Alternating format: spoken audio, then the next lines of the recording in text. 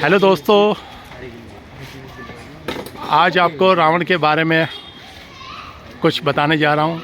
ये देखो, रावण के स्ट्रक्चर पूरा अलग अलग तरीके से बना के रखा हुआ है। कल की बारिश ने बहुत ज़्यादा रावण जी को गीला किया और जो इसको बनाने वाले हैं ये सब मोहल्ले के लोग, इन्होंने फिर दोबारा से मेहनत करके खड़ा किया। और एक जानकारी आपको दे दूं कि दिल्ली के अंदर सबसे ज़्यादा जो रावण के पुतले जलाए जाते हैं वो करमपुरा एरिया में है। यहाँ पर हर गली में कम से कम एवरेज लगाओ तो 3 या 4 रावण खड़े होते हैं। अब पूरे मोहल्ले में एवरेज लगाओ तो कोई गिनती नहीं कर सकते, छोटे बड़े साइज़ के सभी तरीके के बनते हैं। अब यही जानकारी लूँगा कि करमपुरा में आखिर इतने रावण क्यों बनाए और जलाए जाते हैं, जबकि पूरी बस्ती में एक रावण या एक दशहरा ग्राउंड ही बहुत होता है जहाँ पर पूरी एरिया के लोग इकट्ठे हो जाते हैं। तो मेरे साथ कुछ यंग एज के बच्चे हैं जिन्होंने ये सब कार्यक्रम तैयार किया है।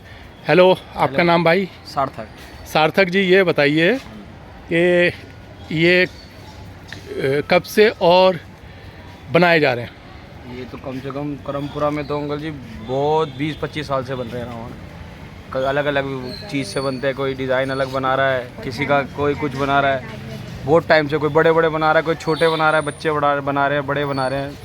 सबको शौक है करमपुरा में बनाने का। नहीं, वो तो ठीक है, पर ऐसी कोई मतलब शौक है या मतलब या कुछ और वजह है कि जो इतने सारे रावण यहाँ पर जलाए जाते हैं? शुरुआत से ही शौक है। पहले बड़े लोग बना रहे थे, उनको देखी फिर बच्चों ने देखा। हाँ। अब बच्चे बड़े होते जा रहे हैं तो वो देख रहे क्रिएटिविटी है। करमपुरा में मेन चीज़ है क्रिएटिविटी।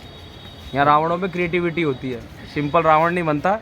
कोई अपना सर घुमवा रहा है, कोई सर झुक के उसमें धुआं छोड़ रहा है, ऐसे रावण बन रहे हैं। उस हिसाब किसी की मुंडी घूम रही है, उस हिसाब से रावण बन रहे हैं। नहीं, वो तो मैंने देखा, भी घूम के देखा, कोई ड्रैगन टाइप बना रहा है, कोई अलग अलग तरीके के बना रहे हैं, अलग अलग तरीके से। हाँ, पर अब आप ये बता सकते हैं कि पूरे करमपुरे में गली गली के अंदर 4-4, 5-5 रावण खड़े किए हुए हैं, छोटे और बड़े साइज के।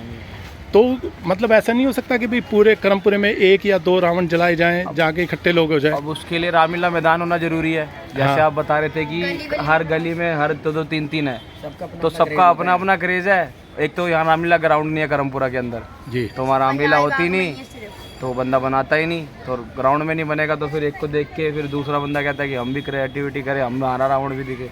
तो इस हिसाब से सब। अच्छा, ये भी एक बात है कि यहाँ पर रामलीला नहीं होती? रामलीला नहीं होती, पर रावण सबसे ज़्यादा फूके जाते हैं, क्योंकि शुरुआत से ही ऐसे ही रहा है। रामलीला कभी हुई नहीं है करमपुरा में, कोई ग्राउंड ही नहीं है। पर्दो वर्दो वाली चलती रहती है, जैसे किसी के यहाँ चल गई तो उन्होंने फिर बना लिया, जल गया।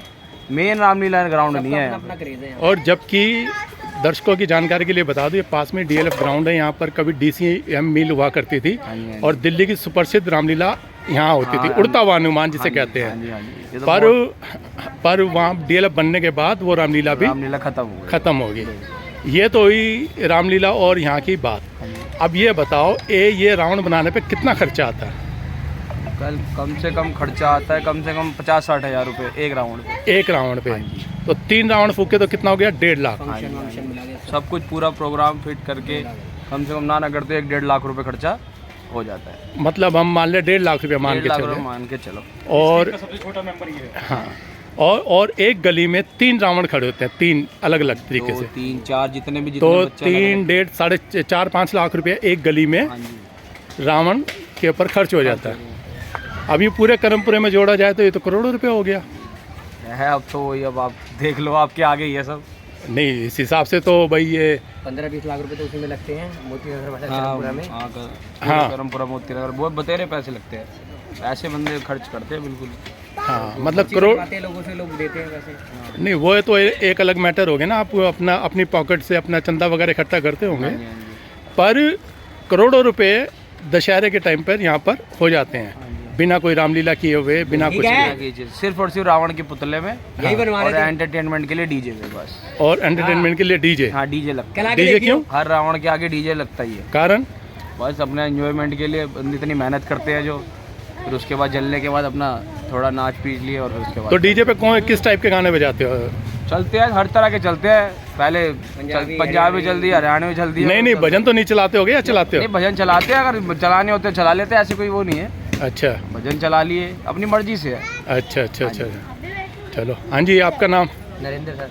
नरेंद्र जी, हाँ जी। आप बताइए कुछ, ये छोटी छोटी गलियों में इतने बड़े बड़े रावण, सर क्रेज़ है बच्चों का, पहले बड़े बनाते थे हमारे, अब मतलब वही है कि एक ही त्यौहार मिल जाता है तो टाइम पास मतलब जॉब वगैरह करने लग गए, अब तो बच्चे बनाते तो उनका थोड़ा साथ दे देते हैं। अच्छा पहले आपके बड़ों ने बनाए हाँ, और अब बड़े आप बना रहे हो, अब बनाते आपके बच्चे आ रहे हैं आगे। हाँ जी, मतलब छोटे छोटे बच्चे उनकी हेल्प करा देते हैं।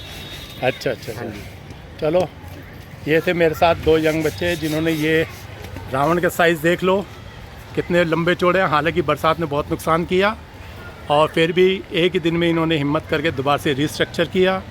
और करमपुरा एक ऐसी जगह है जिसे आप कहोगे सबसे ज़्यादा पूरी दिल्ली में, हालांकि दिल्ली में बड़ी बड़ी रामलीलाएँ की जाती हैं किंतु इतने रावण वहाँ भी नहीं जलाए जाते जितने करमपुरे में। करोड़ों रुपए का यहाँ पर देखा जाए तो खर्चा हो जाता है। थैंक यू दोस्तों, मैं विजय करमपुरा से आपके लिए।